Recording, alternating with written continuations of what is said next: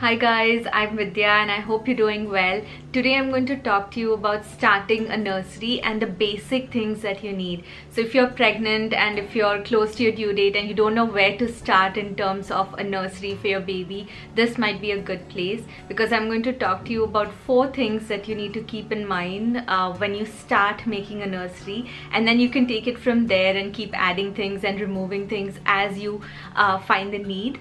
The nursery does not have to be a separate room for the baby. It can be a part of your bedroom. In fact, it is better for the baby to sleep in the same room as the mother for the first year of their life.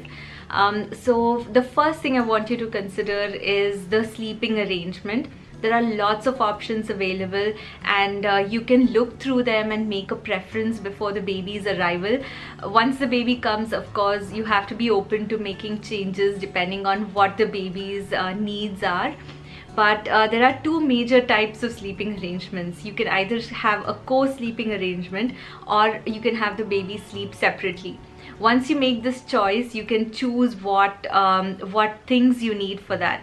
So for example, if you've decided to co-sleep with your child, there are safe ways to do it because it's not recommended to have the baby just in the bed directly because they may be suffocated by our blankets. So you can have a co-sleeper. I'll insert pictures of these products and also put links in the description.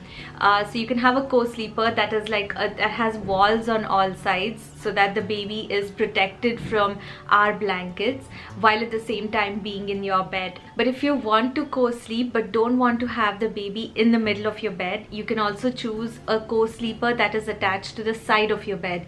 In these kinds of beds, you have to make sure that there's no gap in between your bed and the co-sleeper, and these are pretty good because you have your space in the bed and the baby is still close to you. So if you want to feed or nurse in the middle of the night, it's much easier. You don't have to get out of your bed. So those are the advantages for co-sleeping. And of course, people say it is really good for the baby to be physically close to the mother's body, to any parent's body. So that is another thing to note. Or you can have the baby sleep separately from you if you're not comfortable with having the baby that close to you. This is what I chose because I was really worried about the baby's safety and I didn't want any obstruction for him to sleep around him, at least until he could roll over.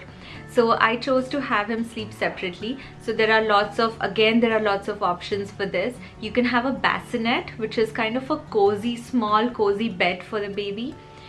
You can have a swing or a cradle which can rock.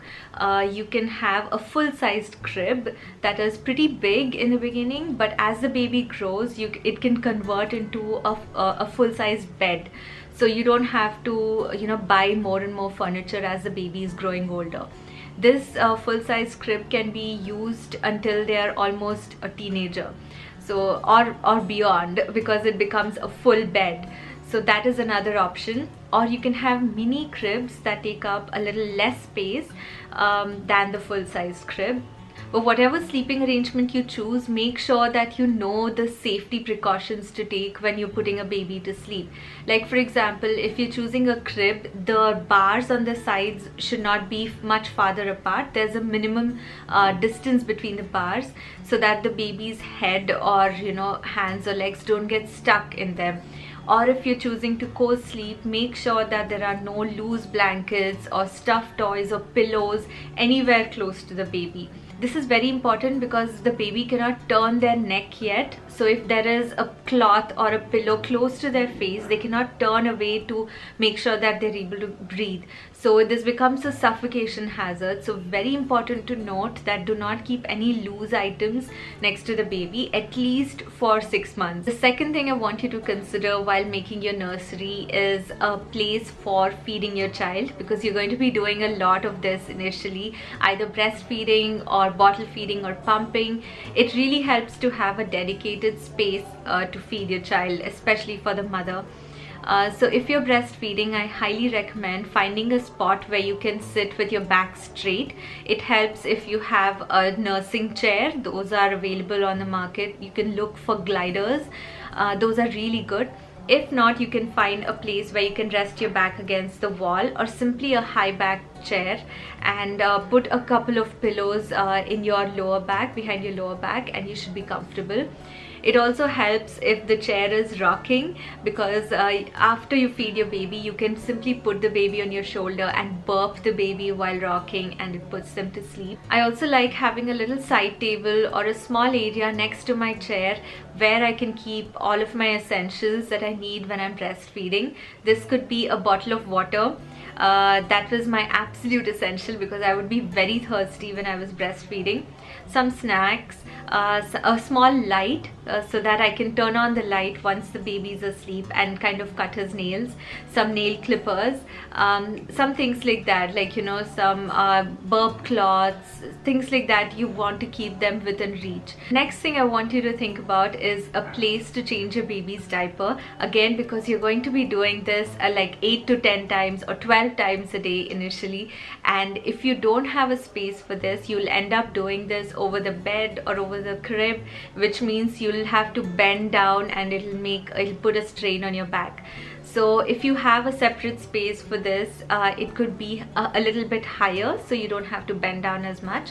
Also, it'll be more hygienic because all of the dirty diapers, all of the mess will be contained in that area. So even if the baby, you know, has an accident when you're changing the baby's diaper, it's still in that area and it's not all over your bed.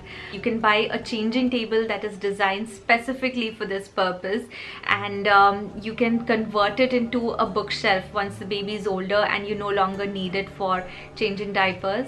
So that is a good investment if you don't want to buy lots of pieces of furniture. So that's one thing you can consider. If you don't want a permanent piece of furniture and you want something temporary, you can opt for a changing pad, which is very cheap, which is basically a foam pad with a belt to, you know, keep the baby safe, and you can put that on a table or something. This is what I did. I bought a diaper changing pad from Amazon for about $20 or so, and I put it on top of an old study table that we were not using anymore, which made it the perfect height for me. And next to it I put a couple of baskets with all the essentials like diapers, wipes, diaper rash ointment, lotion, tissues, things that you need when you're changing your diapers. And under the table I put a small diaper pail which had all of the dirty diapers in it.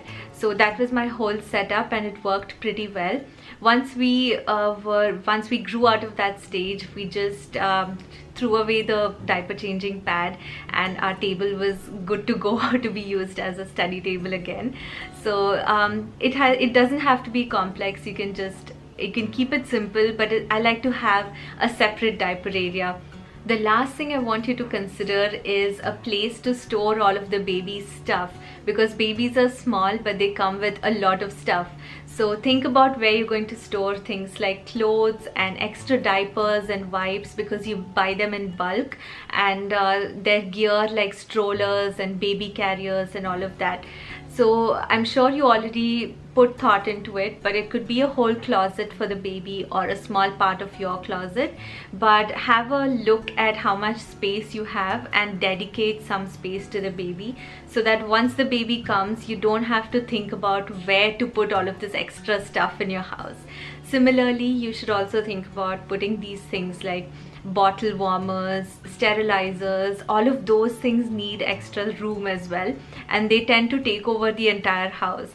So I would suggest having small corners of either your kitchen or your dining room, somewhere that the baby stuff is separate from your stuff, because one, it gets cluttered otherwise and it makes it look very untidy and puts you in a bad mood. At least that's how it is for me, and it is more hygienic to have the baby stuff separate from ours.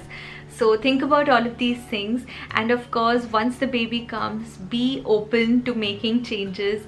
So once you've taken care of these basic things, you can let your imagination roll. You can decorate your nursery, you can have a theme for it, you can have crib mobiles, projectors, you can have floor mats, wall decorations. You can really have a lot of fun decorating your nursery once you know that these basic needs are taken care of.